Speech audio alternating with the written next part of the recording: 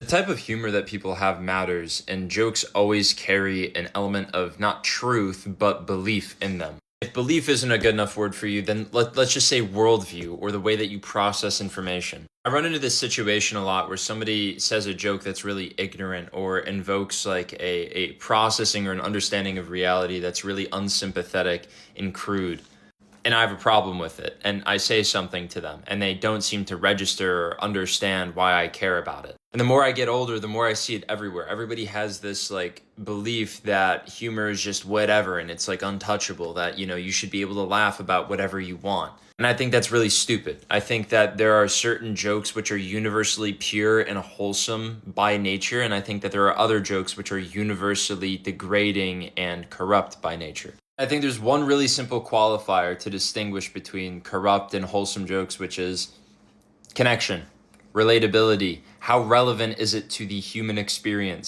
That's literally all that humor is about. It's talking about the absurdity of life, the relatability of life, the ups, the downs, the discomfort, the pleasure, all of it, right?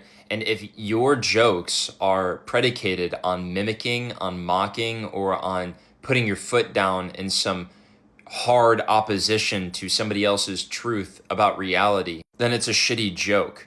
And it's a joke that by nature is like inviting division. And therefore, it says a lot about how you view the world and your character, not just how you literally view the world, but how you expect other people to view the world and the attitudes which you will give other people based on their views. This is why a really good comedian can take the piss out of anybody, because we all have this shared human experience at the end of the day. Because humor is all about connecting beyond people's egos. It's about connecting to shared experience, not shared abstraction or shared identity. Those types of humor where all you're doing is mocking other people and beating down on other people and like solidifying your ignorance of somebody else's reality, it's just unfunny to any good-willed person. And I just wish people had more of an awareness about this, that no, it's not just your sense in humor. It's not just your taste, and I just don't have your taste. We fundamentally disagree on an openness, on a spiritual, on a compassionate level. And that matters. That's not something that I personally want to overlook in a friend or somebody that I'm close to.